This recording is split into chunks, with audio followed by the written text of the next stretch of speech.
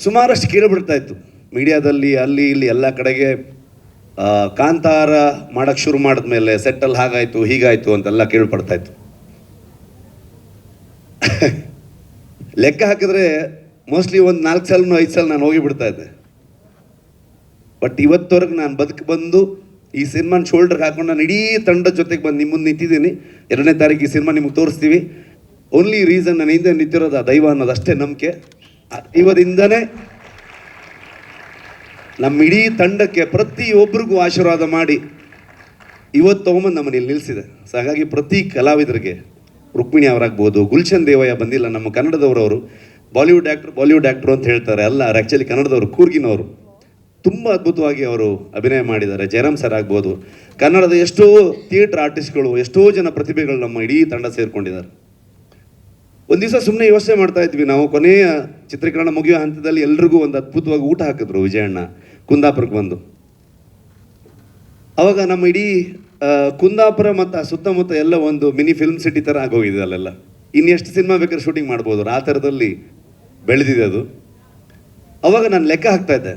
ಅಂದರೆ ನಾರ್ಮಲಿ ನಾವು ದೇವಸ್ಥಾನದಲ್ಲಿ ಹೋಗಿ ಸೇವೆ ಕೊಡ್ತೀವಿ, ಅನ್ನ ಸಂತರ್ಪಣೆ ಕೊಡ್ತೀವಿ, ಇನ್ನು ಯಾವುದೋ ಒಂದು ಹುಟ್ಟುಹಬ್ಬದ ದಿವಸ ಒಂದಷ್ಟು ಆಶ್ರಮಗಳಿಗೆ ಅಥವಾ ಬೇರೆ ಬೇರೆ ಜಾಗದಲ್ಲಿ ಒಂದು ಸೇವೆಯನ್ನು ಕೊಡುವಂಥದ್ದು, ಒಂದು ಒಳ್ಳೆಯ ಒಂದು ವೈಬ್ಗೋಸ್ಕರ, ಒಂದು ಆಶೀರ್ವಾದಕ್ಕೋಸ್ಕರ ಅಂತ. ಲೆಕ್ಕ ಹಾಕಿ ನೋಡಿದಾಗ 3 ವರ್ಷದಲ್ಲಿ ಒಂದು ನಮ್ಮದು ಎಲ್ಲ ದಿನಗೂಲಿ ಲೆಕ್ಕನೇ. ಒಂದು ಲೆಕ್ಕಕ್ಕೆ ನೋಡೋಕ್ಕೆ ಹೋದರೆ ಅದನ್ನು ಲೆಕ್ಕ ಮಾಡಿದ್ರೆ, ಒಂದು ಮ್ಯಾನರ್ಸ್ ಅಂತ ಲೆಕ್ಕ ಮಾಡಿದ್ರೆ ಲಿಟ್ರಲಿ ಒಂದು 4ರಿಂದ 4.5 ಲಕ್ಷ ಮ್ಯಾನರ್ಸ್ಗೆ ಊಟ ಹಾಕಿದ್ದಾರೆ ಹೊಂಬಾಳೆ ಸಂಸ್ಥೆ ಈ ಸಿನಿಮಾದಿಂದ.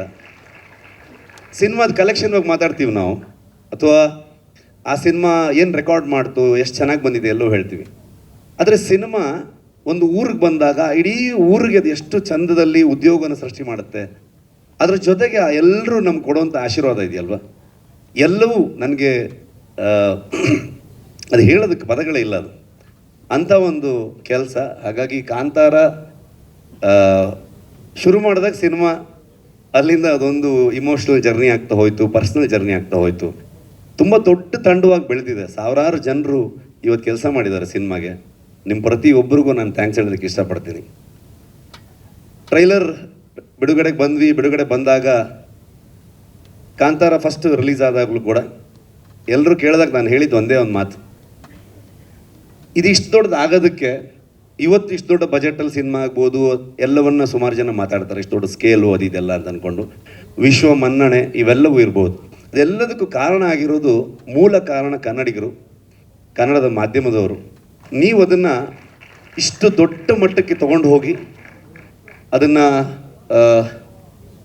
ಅಂತಾರಾಷ್ಟ್ರೀಯ ಮಟ್ಟಕ್ಕೆ ಅಥವಾ ರಾಷ್ಟ್ರೀಯ ಮಟ್ಟಕ್ಕೆ ಅದನ್ನು ಪರಿಚಯಿಸಿ ಬೆಳೆಸಿ, ಇವತ್ತು ನಮಗೆ ನಿಜವಾಗ್ಲೂ ನಿಮ್ಮಿಂದ ಇವತ್ತು ಕಾಂತಾರ ಚಾಪ್ಟರ್ 1 ಆಗಿದೆ, ಇಷ್ಟು ದೊಡ್ಡ ಸಿನಿಮಾಗೆ ಹೊರ ಬಂದಿದೆ. ಅದು ಹೇಗೆ ಬಂದಿದೆ, ಅದು ಅಷ್ಟು ಎಕ್ಸ್ಟ್ರಾರ್ಡಿನರಿ ಇದು ಅದು ಅಂತೆಲ್ಲ ನಾನೇನು ಹೇಳಕ್ಕೆ ಹೋಗಲ್ಲ. ಯಾಕಂದರೆ ನಾವು ಇವತ್ತೇನಾಗಿದೆ, ಒಂದು ಸಿನಿಮಾ ಬಗ್ಗೆ ನಾವೇ ಜಾಸ್ತಿ ಮಾತಾಡ್ತೀವಿ. ನನ್ನ ಪ್ರಕಾರ ನೀವು ಮಾತಾಡಬೇಕು, ನಿಮ್ಗೆ ಹೇಗೆ ಅನಿಸುತ್ತೆ ಅಂತ ನೀವು ಹೇಳಬೇಕು. ಜನರಿಗೆ ನಾವೇನೇ ಹೇಳಕ್ಕೆ ಹೊರಟಿದ್ದೀವಿ ಅದು ಎಷ್ಟು ಮಟ್ಟಿಗೆ ರೀಚ್ ಆಯ್ತು ಅನ್ನೋದೇ ತುಂಬ ಇಂಪಾರ್ಟೆಂಟ್ ಆಗುತ್ತೆ. ಅಷ್ಟೇ ಹೇಳೋಕ್ಕೆ ಇಷ್ಟಪಡ್ತೀನಿ. ಇನ್ನು ಜನರಲ್ ನಾಲೆಜ್ ಇಲ್ಲ, ಯಾಕಂತಂದರೆ 3 ವರ್ಷ ಆಯ್ತು, ಏನು ನಡೀತಿದೆ ಗೊತ್ತಿಲ್ಲ ಪ್ರಪಂಚದಲ್ಲಿ. ಸೊ ಸಿನಿಮಾದೊಳಗಡೆ ಮುಳುಗೋಗಿದ್ದೀವಿ ಅಷ್ಟೇ ಹೇಳ್ಬೋದು.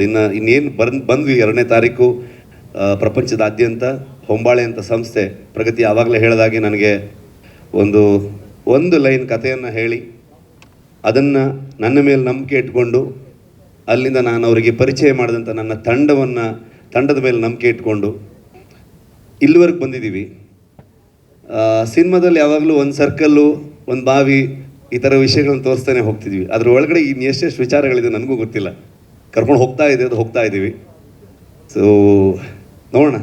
ನನಗೂ ಏನು ಫ್ರೇಮ್ ಮಾಡೋದಕ್ಕೆ ಆಗ್ತಿಲ್ಲ, ಏನು ಅನಿಸ್ತಿದೆ ಅದನ್ನ ಹೇಳಿದ್ದೀನಿ ಅಷ್ಟೇ. ಐ ಥಿಂಕ್ ಕವರ್ ಮಾಡಿದ್ದೀನಿ ಅಂತ ಅಂದ್ಕೊಳ್ತೀನಿ. ಮಾಸ್ಟ್ರೇ thank you, writers thank you, direction team, art team, costume team, ಎಲ್ಲ ಆರ್ಟಿಸ್ಟ್ಗಳು. ತುಂಬ ಕಷ್ಟ. ಅಂದರೆ ಯಾವ ಲೊಕೇಶನಲ್ಲೂ ನಿಜವಾಗ್ಲೂ ಮನುಷ್ಯರು ಹೋಗೋವಂಥ ಲೊಕೇಶನ್ ಆಗಿರಲಿಲ್ಲ ಅದು. ಇಡೀ ಇಷ್ಟು ತಂಡ, ಸ್ಪೆಷಲಿ ಪ್ರೊಡಕ್ಷನ್ ಕಡೆಯಿಂದ ಆದರ್ಶ ಆ್ಯಂಡ್ ಟೀಮು, LPಸು, ನಿಮ್ಮೆಲ್ರಿಗೂ ಆ ಲೊಕೇಶನ್ಗಳನ್ನ ಫೈಂಡ್ ಔಟ್ ಮಾಡಿ ಅಲ್ಲಿ ಬೇಕಾಗಿರೋಂಥ ಅರೇಂಜ್ಮೆಂಟ್ಸ್ಗಳನ್ನ ಮಾಡಿರೋದು. ಸೊ ಅದಕ್ಕೆಲ್ಲ ಅದನ್ನು ಮರೆಯೋದಕ್ಕೆ ಆಗಲ್ಲ.